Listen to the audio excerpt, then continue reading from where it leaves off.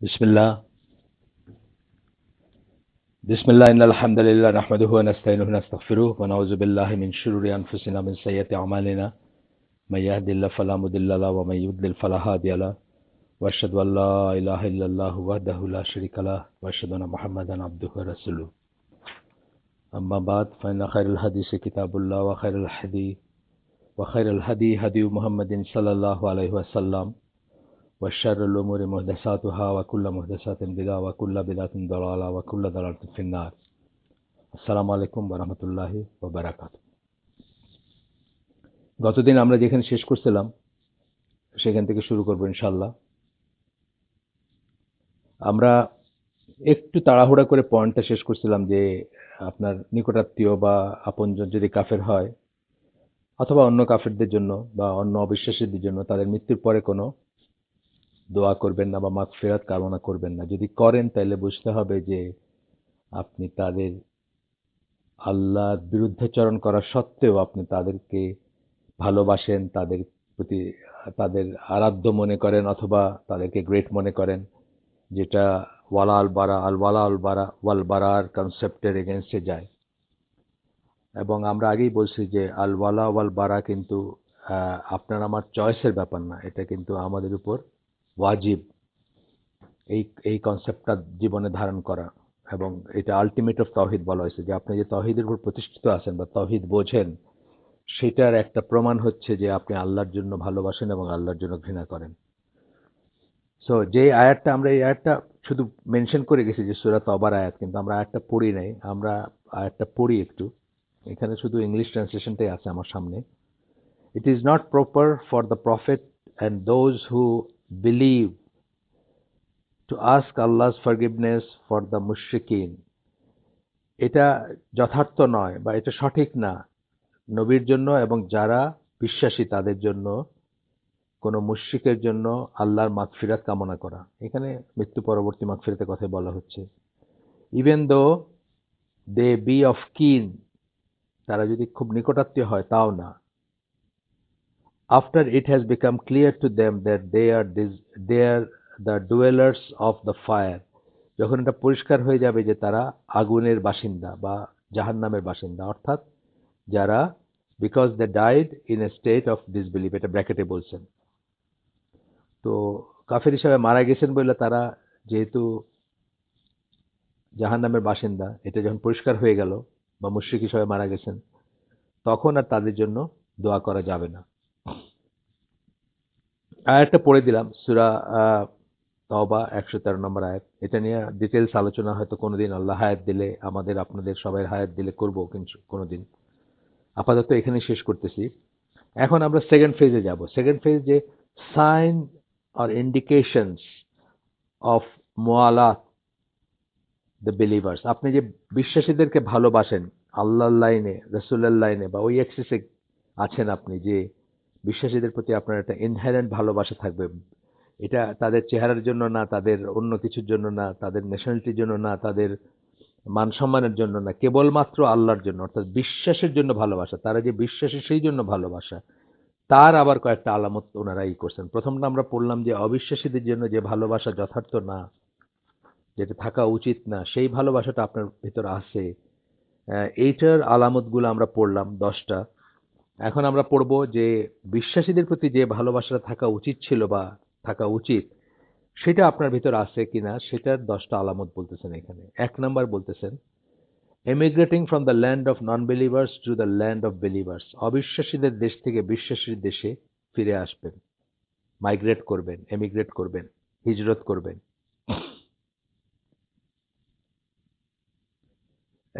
কত বড় কথা চিন্তা করেন, অথচ আমরা এই জিনিসটাকে কত রকম করে ঘুরায় পিছায় পেঁচায় যে আমরা এটাকে শুনতে চাই যে না না, দিন তো যে কোনো জায়গায় পালন করা যায়, সারা দুনিয়া আল্লাহর জমিন।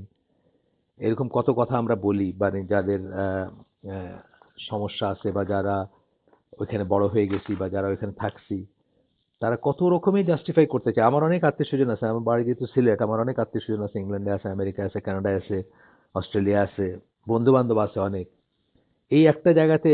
এবং এটার এটার ফলাফল কি হয় দেখছেনই তো। আমি তো আপনাদেরকে আগেও পাঠাইছি বোধহয়, যে বেলাল ফিলিপস বলছেন কানাডায় গেছিলেন, আগে যাদেরকে মুসলিম দেখে আসে না, এখন তাদেরকে কাফের দেখতেছেন। সেসব ইয়াঙ্গার ছেলে পেলে যাদেরকে ওখানে বড় করতেছে বা করতেছে। যাই হোক, আমরা পড়ি এটা। 1 নম্বর পয়েন্ট হচ্ছে এটা, emigrating from the land of non believers to the land of believers, অবিশ্বাসীদের ভূমির থেকে, দেশ থেকে বিশ্বাসীদের দেশে আসা। এটা আমি গতদিন একটু করে গেছি। আরো যদি ডিটেলস কেউ জানতে চান, আমরা ইনশাল্লাহ পরে আলোচনা করতে পারবো। ইনফ্যাক্ট ওই বইটা, যেটার কথা আমি প্রায়ই মেনশন করি, একটা ম্যামথ টাস্ক বলবো ওই বইটা আর কি। আপনাদের যাদের সুবিধা বা সুযোগ আছে তারা এই বইটা কালেক্ট করতে পারেন। আর যারা, সেটার অনেক বড় বই, 650 পৃষ্ঠার বই, যাদের সেটা করার স্কোপ নাই, তারা আমাদের আইসিডির ওয়েবসাইটে 90টা বা ক্লোজ টু 100 আছে বেসড অন দ্যাট বুক। ওই বইয়ের উপর লেকচার আছে, আপনারা চাইলে ওখান থেকে ধারাবাহিকভাবে শুনতে পারেন সময় সুযোগ হইলে। আর এছাড়া ইংরেজিতে যারা কমফোর্টেবল, তারা ওই বইটা যিনি ট্রান্সলেট করছেন তার ইংরেজি লেকচার আছে, তার মানে ইসে লাগানো, আপনার ইন্টারনেট খুঁজলেই পাবেন। ওই বইটার নাম, আরবিক নাম হচ্ছে আল গুলুফিদ্দিন, আর ইংলিশ নাম হচ্ছে এক্সট্রিমিজম, রিলিজিয়াস এক্সট্রিমিজম এবং কন্টেম্পোরারি মুসলিমস, এরকম নামটা যতদূর মনে পড়ে। রিলিজিয়াস এক্সট্রিমিজম এবং কন্টেম্পোরারি মুসলিমস, সমকালীন মুসলমানদের ভিতরে ধর্মীয় চরমপন্থা। এই বইটার ভিতরে ডিটেইলস আলাপ করছেন, এই ইস্যুগুলো নিয়ে আলাপ করছেন। এই ইস্যুটা নিয়ে আলাপ করছেন যে কোন কোন দেশটাকে আমরা ল্যান্ড অফ ইসলাম বলবো বা ল্যান্ড অফ বিলিভার্স বলবো। এই যে মাত্র বললেন ল্যান্ড অফ বিলিভার্স, কোন দেশটাকে আমরা ল্যান্ড অফ নন বিলিভার্স বলবো। ওইটা পড়লেই বুঝবেন, বা আরো অন্য বই আছে, অন্যান্য বই পড়লে, বা এটা বুঝতে পিএইচডি করার দরকার নেই, এমনি বোঝা যায় যে আমেরিকা, কানাডা, অস্ট্রেলিয়া, ইংল্যান্ড থেকে শুরু করে সমস্ত ইউরোপ, এগুলো সব হচ্ছে কাফের দেশ। আর একেবারে নেমসেক, মানে একে কোনো মতে ধরেন বাংলাদেশের থেকে, বাংলাদেশ তো কোনো মতে একটা মুসলমান দেশ, কিন্তু তবুও সকল কাউন্টে আমাদের আমাদের ইমপ্রেশন আসে কি, যে বাংলাদেশ কোনো মতে একটা মুসলমানের দেশ, বা কোনো মতে আমরা ইসলাম পালন করতেছি, এরকম হয়তো অনেকের মনে হতে পারে। কিন্তু আপনি যখন শরী বিচারে যাবেন, শরী বিধানে যাবেন, তখন দেখবে যে সকল কাউন্টে বাংলাদেশ একটা ল্যান্ড অফ বিলিভার্স বা ল্যান্ড অফ ইসলাম অথবা মুসলিম ল্যান্ড। সুতরাং এই ফ্যালাসিয়াস এটা আমরা ত্যাগ করব, আমাদের ওয়েলফেয়ারের জন্য ত্যাগ করব। দেখেন, আপনারা যদি অস্ট্রেলিয়া থাকেন, ইংল্যান্ডে থাকেন, আমেরিকায় থাকেন, আপনারা যদি বড় বড় গাড়ি চড়েন, বড় বড় বার্গার খান, আমার তো কিছু আসে যায় না। আমি তো দুনিয়ার সবকিছু দেখা শেষ আমার। আলহামদুলিল্লাহ, আল্লাহ আমাকে দুনিয়ার সবকিছু দেখাইছেন। মানে যে সমস্ত জিনিস মানুষ না দেখে আহাহু করে, বা বিদেশে ট্রাভেল করার জন্য একটা থাকে, আমি সব দেখছি, সব এনজয় করছি, সব আমি সেই বড় বড় বার্গারগুলো খাইছি, সেই বড় বড় গাড়িগুলো চড়ছি। সুতরাং আপনি ওইখানে থাকলে আমার কিছু আসে যায় না। It is not out of envy অথবা হিংসার থেকে। অনেকে মনে করে আমি তো হিংসার থেকে বলতেছি কথাগুলো, বা আমি বা আমার মতো যারা, ডক্টর সালেহ আল ফজনের কথা বলতে পারেন, যিনি সৌদি আরবের বড় একজন আলেম। উনি কি হিংসার থেকে বলতেছেন যে আপনারা ওইখানে থাকলে, বা যারা ওইখানে আছেন, যারা ঐশ্বর্যের ভিতর আছেন, তাদেরকে ওনার হিংসা হয় দেখে তো বলছেন না। উনি তার মুসলিম ভাইকে বা বোনকে জাহান্নামের আগুন সম্বন্ধে সাবধান করতেছেন, আর কিছু না। যাই হোক, পয়েন্টটায় আমরা যাই, ওনার লেখাতে যাই। Immigration is moving from the land of non-believers to the land of believers to protect one's religion. একজনের ধর্মকে রক্ষা করার জন্য কাফেরের দেশ থেকে, অবিশ্বাসীদের দেশ থেকে, মুশরিকদের দেশ থেকে বিশ্বাসীদের দেশে, মুসলিমদের দেশে, মুসলিম প্রধান দেশে মাইগ্রেট করা বা হিজরত করা। So immigration in this meaning and for this purpose will exist until last day. হিজরত এই অর্থে, হিজরতে অনেক কথা আছে, সেটা আমরা আজকের স্কোপ নাই সেটা। হিজরত হচ্ছে আল্লাহ বিরুদ্ধ যে কোনো কিছুর থেকে আল্লাহর দিকে ফিরে আসা। এটা হচ্ছে ইনার হিজরা। যে কোনো কিছু, ধরেন আপনি সিনেমা দেখতেন, আপনি এটা বাদ দিয়ে আপনি সিনেমা ত্যাগ করলেন আল্লাহর জন্য, এটাও কিন্তু হিজরত, আল্লাহর দিকে আসলেন, তো ইনার হিজরা। আর আউটার হিজরা হচ্ছে কাফেরের ভিতর, কাফেরের দেশ থেকে মুসলিম দেশে আসা। আর হিজরার একটা, কোরআনে হিজরাকে বা হাদিসে হিজরাকে আরো একটা মিনিং ইউজ করা হয়েছে, সেটা হচ্ছে যে স্পেসিফিক আর কি। এটা হলো জেনারেল হিজরতের কথা আমি বললাম। আর স্পেসিফিক হিজরত বলতে যেমন ওই মক্কা থেকে মদিনায় যারা আসছেন ওই সময়, মক্কা বিজয়ের পরে ওই হিজরতটা আর নাই। তার কারণ মক্কা বিজয়ের আগেই ওইটা আসার দরকার ছিল। মক্কা বিজয়ের পরে আর মক্কা এবং মদিনার ভিতর সেই তফাৎটা নাই যে একটা ল্যান্ড অফ ইসলাম একটা ল্যান্ড অফ কুফর, এরকম কোনো নাই। সেই জন্য সেই হিজরতটা আর নাই, কিন্তু এই সেন্সে হিজরত এই কথাই বলতেছেন এখানে। So emigration in this meaning, এই অর্থে হিজরত, অ্যান্ড ফর দিস পারপাস, এই উদ্দেশ্যে হিজরত, will exist until the last day. The prophet সাল্লাহ সাল্লাম declared his freedom of obligations from every Muslim who lives in the land of disbelievers. আল্লাহ রাসূল সাল্লাল্লাহু আলাইহি ওয়াসাল্লাম ঘোষণা করছেন যে আমি সেই সমস্ত মুসলিমদের থেকে বা বিশ্বাসীদের থেকে মুক্ত, অর্থাৎ তাদের প্রতি আমার কোনো দায় দায়িত্ব নাই যারা কাফেরদের দেশে বা মুশরিকদের দেশে থাকে বা ওদের ভূমিতে থাকে। So it is forbidden for any Muslim to live in the land of disbelievers. সুতরাং কোন মুশরিক কাফের মুশরিকদের দেশে থাকাটা, ভূমিতে থাকাটা মুসলিমদের জন্য ফরবিডেন। ফরবিডেন মানে হারাম। Unless he cannot emigrate from there, or there are benefits from his living in the land of disbelievers, such as preaching for Islam. যদি না তিনি সেখান থেকে অক্ষম হন হিজরত করতে, এমন হইতে পারে যে অক্ষম, উনি জেলে বন্দি আছেন, তো সক্ষম না, তো আর তো কোনো উপায় নাই ওনার, অথবা ওনার টাকা নাই, অথবা ওনার হাত পা ভেঙে গেছে, উনি হুইল চেয়ারে চলার, দেশে আসার উপায় নেই, কোনো একটা ব্যাপার আর কি, যাই হোক, অথবা benefit from his living in the land of disbelievers, such as preaching of for Islam, ইসলামের দাওয়াত দিতে গিয়ে যদি বেনিফিট থাকে সেরকম বিশাল, সেটা নিয়ে আজকে কথা বলবো ইনশাল্লাহ, যে কখন আপনি মনে করবেন বেনিফিট, কখন বেনিফিট মনে করবেন না, সেটা নিয়ে আমরা কথা বলবো একটু আজকের এটা। এই এই এই ইসেই করতে পারি, এই ইসের আন্ডারেই করতে পারি ইনশাল্লাহ। শেষ করে নিয়ে আমি এটা ওনার কথাটা শেষ করে নিয়ে এটা আলাপ করবো, কারণ এই গ্রুপেরই, সত্য সন্ধানী গ্রুপেরই একজন বোন আমাকে খুব আপসেট হয়ে একটা করছেন যে তার আত্মীয় স্বজন বিদেশে থাকেন, উনি তার আত্মীয় স্বজন যারা আছেন তাদেরকে নিয়ে তিনি বিচলিত, তারা অন্যরকম হয়ে যাচ্ছে। উনি কি তাদের সাথে সম্পর্ক রাখবেন কি রাখবেন না, না রাখলে কি, রাখলে কি, তারা তাদের একদম নিকটাত্মীয় ইত্যাদি অনেক প্রশ্ন করছিলেন। আমি প্রায় 9 মিনিটের একটা অডিও ওনাকে পাঠাইছি। আমি জানি না ওনার অত কষ্ট লাগতে পারে, আমি কতগুলো কথা চাঁচাশোলাভাবে বলার চেষ্টা করছি যে আসলে বলা দরকার ছিল, সেই জন্য দরকার মনে করছি দেখে বলছি। যাই হোক, আমি আবার ফিরে আসি এটাতে, আপনার ডক্টর সালেহ আল ফৌজানের কথায় ফিরে আসি। উনি বলতেছেন, এরপরে বলতেছেন, দ্য অলমাইটি আল্লাহ সুবহানাহু ওয়া তাআলা said in the Quran, আল্লাহ সুবহানাহু ওয়া তাআলা কোরআনে বলছেন। এইখানে উনি আবার যে দুইটা আয়াতের কথা সম্ভবত আমরা আগে আপনাদেরকে বলছিলাম কিনা আমি শিওর না, দাঁড়ান একটু দেখে নেই এই আয়াতগুলোর প্রসঙ্গ আসছে কিনা। না, আসে নাই, এই আগে বোধহয় এই লেখাতে আসে নাই, বা এই সে আসে নাই। না, আসছে তো, আগেও আসছে, আবার বলতেছেন উনি। মাফ করবেন।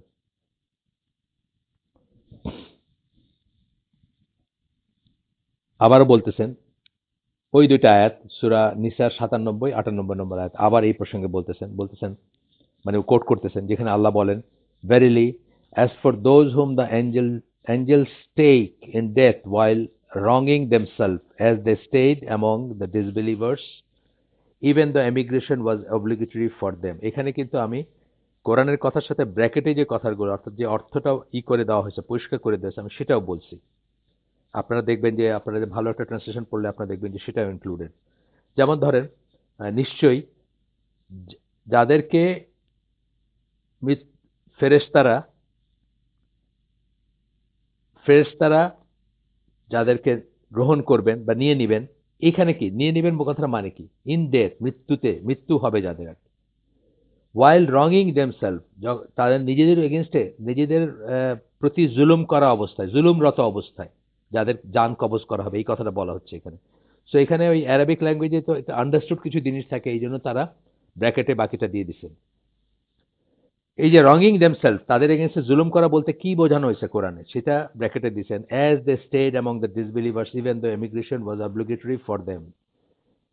কি জুলুমটা করছে তারা, কাফেরদের ভিতর মুশরিকদের মাঝে থাকছে যদিও তাদের জন্য হিজরতটা ওয়াজিব ছিল, অব্লিগেশন ফর দেম। দে দিয়ে আবার ব্র্যাকেটে দিয়েছেন এঞ্জেলস, মানে দে বলতে কাদের বোঝাচ্ছেন, তারা, মানে ফেরেশতারা, দে সে টু দেম, তারা তাদেরকে বলে, জিজ্ঞেস করেন তাদেরকে, বা তাদেরকে বলেন, in what condition were you, তোমাদের অবস্থা কি ছিল, কি অবস্থায় ছিল তোমরা, তোমরা যে এই দুরবস্থায়, তোমরা যে যেখানে থাকার না সেখানে আসো। আপনাদের আগেই বলছে জুলুম মানে যে কোনো অঠিক কাজ যেটা সঠিক না।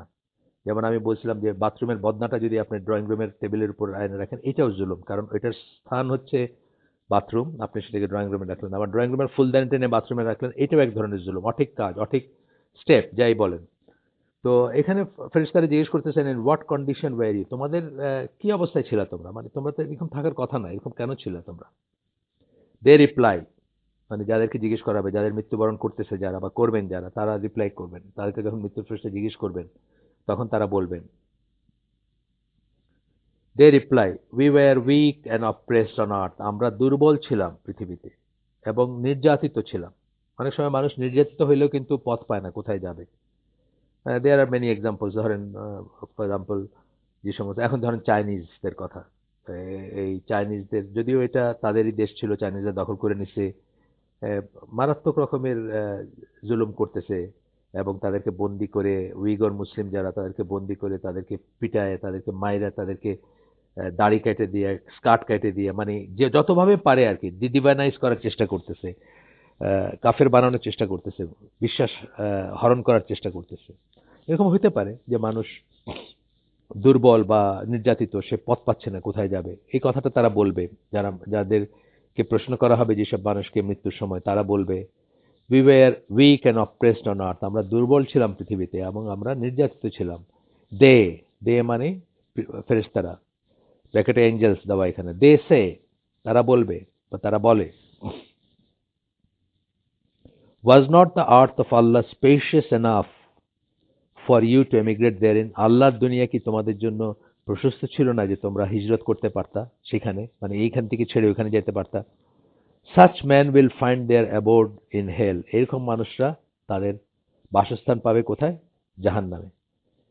হোয়াট অ্যান ইভিল ডেস্টিনেশন, কি কি করুণ, কি নিকৃষ্ট একটা জায়গা যাওয়ার জন্য বা পৌঁছার জন্য। এক্সেপ্ট, এক্সেপ্ট মানে এখানে ব্যতিক্রম বলতেছে, যে কোরআনের স্টাইল যেটা, যেমন ইল্লাল্লাযিনা আমানু, এক্সেপ্ট যারা বিশ্বাস করে, বা এরকম করে এক্সেপ্ট, তাদের তাদের ছাড়া, যারা weak ones among man and women, যারা রিয়েলি দুর্বল ছিল পুরুষ এবং নারীদের ভিতর, and children, man and women and children, পুরুষ, নারী এবং বাচ্চাদের ভিতরে যারা রিয়েলি দুর্বল ছিল, অর্থাৎ এমন আছে, যেমন ধরেন আমার বাড়িতে সিলেট, এমন ধরেন আমার আগের জেনারেশনের কেউ, আমাদের মায়েদের জেনারেশনের কেউ, হয়তো এখন তার এইজ 80 অথবা 90, উনি দোলের উপরে বাঁচেন, ওনার হাজবেন্ড মারা গেছে অনেক আগে, ছেলে সন্তান বা মেয়ে সন্তান কিছুই নাই, বা তারা থাকলেও তারা চলে গেছে। উনি সোশ্যাল সিকিউরিটির পয়সাতে একটা সোশ্যাল সিকিউরিটি মানে আন্ডারে দেওয়া একটা বাসায় কোনো মতে জীবনযাপন করতেছেন। উনি পড়তে লিখতেও জানেন না, উনি বাংলাদেশে কিভাবে আসবেন বা পাকিস্তানে কিভাবে যাবেন, যেখানকারই হন উনি আর কি। এটা একটা ব্যাপার, এই ব্যাপারটাই বোঝানো হচ্ছে এখানে। হু ক্যানট ডিভাইস এ প্ল্যান, যারা বাড়ি যাওয়ার বা বার হওয়ার বা ইমিগ্রেট করার বা হিজরতের একটা করতে পারেন না, ডিভাইস, একটা প্ল্যান করতে পারেন না, অথবা একটা পরিকল্পনা করতে পারেন না, বা ব্যবস্থা করতে পারেন না। Nor are they able to direct their ways, এবং তারা পথও খুঁজে পান না, ব্যবস্থাও করতে পারেন না এবং পথ খুঁজে পাবেন না, তাদেরকে এক্সেপশন করা হয়েছে। সূরা নিসা 97, 98 নম্বর আয়াত। আমাদের দেশের জ্ঞানপাপীরা এটা বলেন না, বিশেষ করে যে সমস্ত জ্ঞানপাপীরা ইসলামজীবী, যারা ইসলামের উপর জীবনযাপন করেন, যারা মিলাদ পড়ান, জিয়াফত খান, তারা এগুলা বলেন না, কারণ এগুলা বললে তাদের উপার্জন কমে যাবে, বিশেষত সিলেট অঞ্চল বা যেসব অঞ্চলে এখন আগে সিলেট ছিল, এখন সিলেটের একচ্ছত্র নাই, এখন নোয়াখালী, কুমিল্লা, তারা অনেক অনেক ইউরোপে আছে বা অনেক বাইরে গেছে বা এসে বিদেশে যাওয়ার ইসে আছে। সিলেটটা হলো মানে অনেক অনেক পুরানো হিস্ট্রি আর কি। তো এটা হচ্ছে সূরা নিসা 97, 98 নম্বর আয়াত। এটা ভালো তফসির পড়বেন, যে কোনো ভালো তফসির পড়লেই দেখবেন যে এই কথাগুলো আছে। যারা ইংরেজিতে কমফোর্টেবল তাদের কাছে হয়তো নোবেল কোরআন দেখতে পারেন, তকিউদ্দিন হিলালি, মোহসেন খান, বা হজে আসলে যে ইংলিশ কোরআনটা যে হাজিদেরকে দেওয়া হয় সৌদি আরবের গভর্নমেন্টের পক্ষ থেকে, সেটা দেখতে পারেন, সেখানে স্পষ্টত এইগুলো আছে, ব্যাপারগুলো আছে। আমি প্রথম সেখানেই ডিটেলস পাইছি এটার, এখন তো এইসব বইতে, অন্য বইতে পাইতেছি। গেল নাম্বার 2 পয়েন্ট। 1 নাম্বার পয়েন্টটা শেষ হলো। 2 নাম্বার পয়েন্ট, যে আপনি বিশ্বাসীদেরকে ভালোবাসেন, আল্লাহর জন্য বিশ্বাসীদেরকে ভালোবাসেন, আপনার ভালোবাসা বিশ্বাসীদের জন্য। তার প্রথমটা কি ছিল? যে আপনি কাফেরের দেশ ছেড়ে মুসলিম দেশে চলে আসবেন। 2 নম্বর পয়েন্ট হচ্ছে helping the believers by wealth, lifes and word for whatever need in their life and religion. বিশ্বাসী যাদেরকে বলা যাবে, বিশ্বাসী যাদের মনে করেন, তাদেরকে সম্পদ দিয়ে, জীবন দিয়ে এবং কথা দিয়ে সাহায্য করবেন যা কিছু তাদের জীবনে প্রয়োজন সেটার জন্য।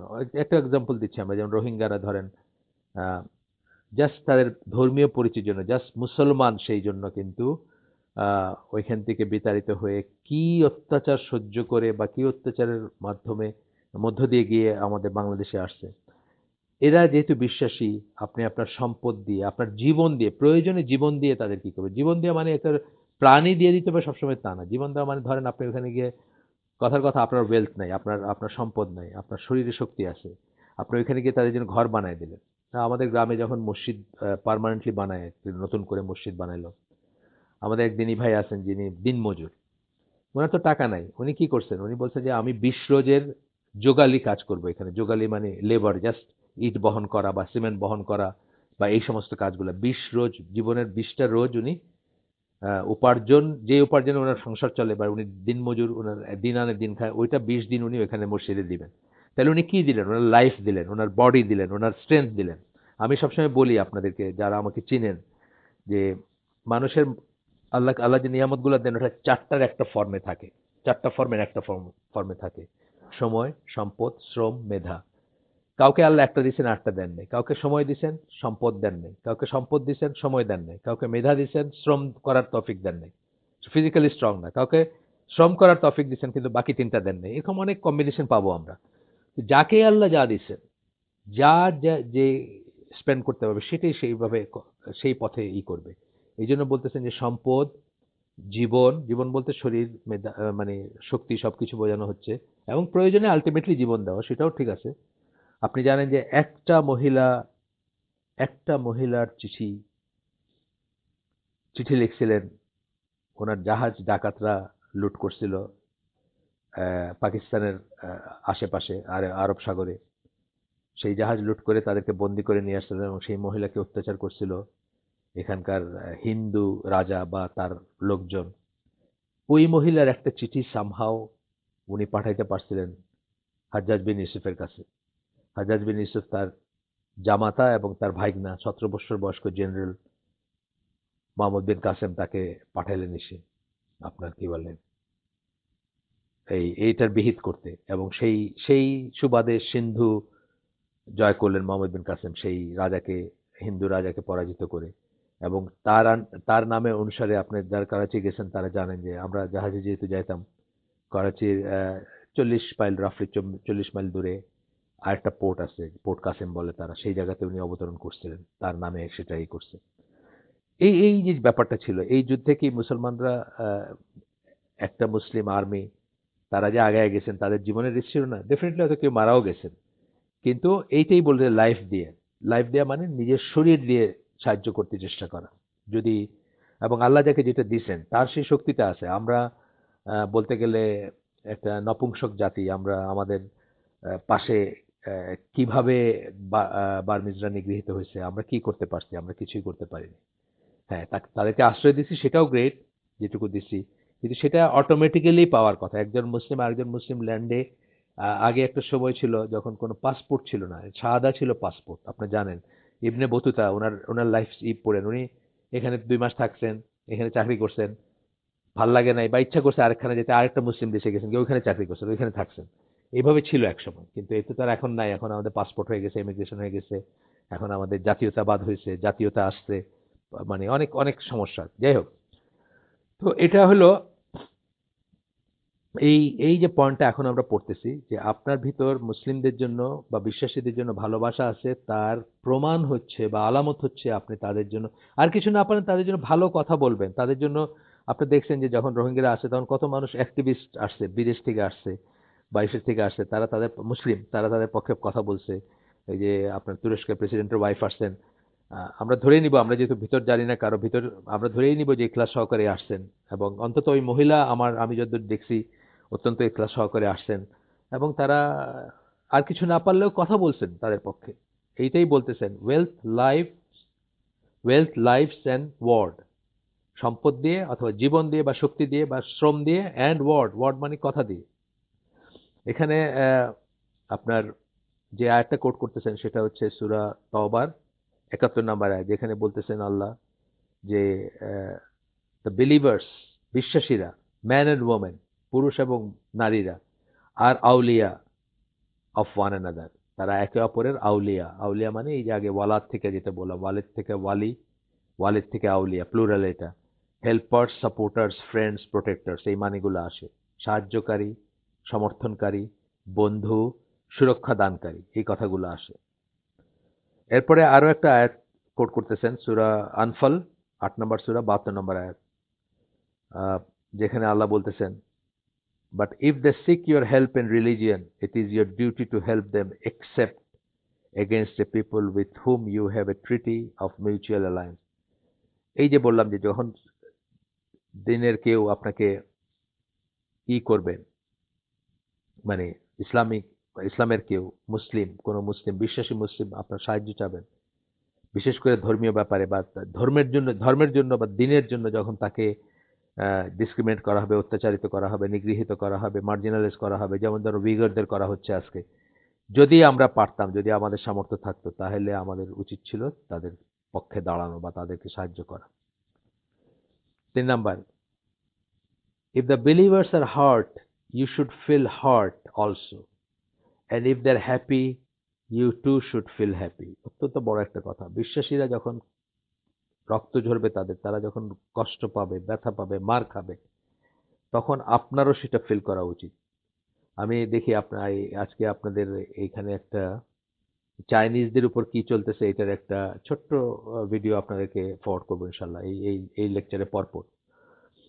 তো সেটাতে দেখবেন আপনারও ভিতরে লাগা উচিত। কি করতে পারি আমরা আমরা আমরা আর কিছু না পারলে তো এই গোটা বিশ্বের মুসলিমরা যদি সত্যিই চাইতো বিহিত করতে, তারা যদি চাইনিজ পণ্য সামগ্রী বর্জন করত এটার প্রোটেস্টে, ১ মাসের ভিতর আপনি দেখতেন চায়না আপনার পায়ে ধরতে আসতো। সারা মুসলিম ওয়ার্ল্ডে যে পপুলেশন আছে তারা যদি এটা করতে পারতো, কিন্তু তারা হয় কেয়ার করে না, না হয় তারা জানে না, না হয় তারা তাদের নিজস্ব স্বার্থ নিয়ে ব্যস্ত, যে চায়না আমাদের এই করে দিচ্ছে, ওই করে দিচ্ছে, চায়নার সাথে আমাদের এরকম সম্পর্ক, এই অবস্থায় আমরা কেমনে এটা করি, কেমনে প্রোটেস্ট করি, ইত্যাদি করে পারতেছি না। কিন্তু আসলে আহ, অস্ত্রের কথা পরে আসতেছে। অস্ত্র ছাড়াই আমরা অনেক কিছু করতে পারতাম যদি আমরা বুঝতাম যে আমাদের কি করণীয় বা আমার কি করা উচিত। কিন্তু আমরা সেটা বুঝিও না বা সেটা অ্যাকনোলেজও করি না, দোয়াও করি না তাদের জন্য। মানে মিনিমাম যেটা করতে পারতাম, কিছুই করতে যদি না পারি, আমি অক্ষম একদম, আমরা দোয়া করতে পারতাম যে আল্লাহ এই মুসলিমদের ইমানটা তুমি রক্ষা করো, এদেরকে তুমি আহ, মানে তাদের যে বিপদ সেটা থেকে রক্ষা করো, তাদের সহায় হও, আমাদেরকে বোঝার তৌফিক দাও। এটা তো করতে পারতাম, সেটাও আমরা করি না। আমরা আহ, নিজেদের আরাম আয়েশ এবং নিরবচ্ছিন্ন প্রসপারিটি এগুলোই চিন্তা করি। টাকার পাহাড় কি করে গড়বো, কি করে ভালো খাবো, কি করে ভালো করবো, পড়বো, কি করে বড় গাড়িটা চড়বো, কি করে বড় বার্গার খাবো, কি করে বড় অ্যাপার্টমেন্টে থাকবো, ইত্যাদি ইত্যাদি ইত্যাদি। আচ্ছা, রাসূল সাল্লাল্লাহু আলাইহি ওয়াসাল্লাম বলেন, এখানে একটা হাদিস কোট করবেন ৩ নম্বর পয়েন্টে। রাসূল সাল্লাল্লাহু আলাইহি ওয়াসাল্লাম বলেন, যেটার ট্রান্সলেশন এরকম, you see the believers as regards their being merciful among themselves, showing love among themselves, and being kind among themselves, resembling one body. বিশ্বাসীদের তুমি দেখবা বা আপনারা দেখবেন যে নিজেদের ভিতর দয়া মায়া এবং নিজেদেরকে হেল্প করা বা নিজেদেরকে ভালোবাসার ব্যাপারে তাদেরকে দেখবেন, সাদৃশ্য দেখবেন তাদের একটা শরীরের মতো সাদৃশ্য, মানে একটা শরীর যেরকম, so that if any part of the body is not well, একটা শরীরে যেরকম আপনার আহ, পায়ে একটা ফোড়া হয়েছে কিন্তু আপনার সারা শরীরের জ্বর, এই কথাটা বোঝাচ্ছেন রাসূল সাল্লাল্লাহু আলাইহি ওয়াসাল্লাম, যে শরীরের একটা অংশ যদি ভালো না থাকে তাহলে সারা শরীরটাই সারা শরীরটাই আপনার আহ, নির্ঘুম থাকে এবং জ্বর আসে সারা শরীরে। একটা অংশে পায়ে ফোড়া হয়েছে, আপনার সারা শরীরে জ্বর এবং আপনি ঘুমাইতে পারতেছেন না। এটা বুখারীর হাদিস। তো তো এখানে তার মানে কি বোঝাচ্ছে যে যে কোনো একটা পার্ট কষ্ট পাইলে আপনি কষ্ট পাবেন। মানে যে কোনো একটা পার্টে কষ্ট পাইলে যেমন আপনি কষ্ট পাবেন, উম্মার যে কোনো একটা জায়গায় যদি কোনো একটা ক্ষত সৃষ্টি হয়, কোনো একটা কষ্ট হয়, তাহলে আপনার ভিতরে সেটা লাগবে, লাগা উচিত। এইটা হচ্ছে আলামত যে আপনি ওয়ালা যেটাকে আমরা বললাম, মানে আল্লাহর জন্য ভালোবাসা আছে আপনার ভিতরে, বা যে ভালোবাসাটা থাকা ওয়াজিব সেই ভালোবাসাটা আপনার ভিতরে আছে। আল্লাহর জন্য ভালোবাসা এবং আল্লাহর জন্য বিশ্বাসীদের ভালোবাসা বা বিশ্বাসীদের প্রতি ভালোবাসা যেটা। আচ্ছা। অ্যান্ড হি অলসো সেড, রাসূল সাল্লাল্লাহু আলাইহি ওয়াসাল্লাম আরো বলছেন, আরেকটা হাদিস বলবেন, এ believer to another believer is like a building whose different parts enforce each other. একটা বিশ্বাসের সাথে আরেকটা বিশ্বাসের ব্যাপারটা বিল্ডিং এর মতো। বিল্ডিং এর ইট গুলা যেমন ইটের গাঁথুনি যেরকম হয়, একটা ইট আরেকটা ইটকে ধরে রাখে। আপনি দেখবেন একটা বিল্ডিং যখন ভাঙতে শুরু করে, প্রথমে হয়তো একটা ইট সরে গেল, সরে যাওয়াতে জায়গাটা লুজ হলো, তারপর আসে ঝুরঝুর করে বাকিটা ভাঙতে শুরু করলো। এই সেন্সে বলছেন আর কি। এটাও বুখারীর হাদিস। এই হাদিসটা বর্ণনা করতে যে আল্লাহ রাসূল এই আমরা যেরকম হাত ক্রস করি না, একটা আঙ্গুলের ভিতর আঙ্গুল ঢুকায়, পাঁচটা আঙ্গুলের ভিতর পাঁচটা আঙ্গুল ঢুকায় হাতকে যেরকম শক্ত করে ধরতে পারি বা দেখাইতে পারি যে টাইট নিট একটা, সেইভাবে দেখাইছেন আল্লাহ রাসূল সাল্লাল্লাহু আলাইহি ওয়াসাল্লাম এই জায়গাতে। তো আমরা আজকে তো আবারও সময় হয়ে গেছে অনেক। আহ, আমি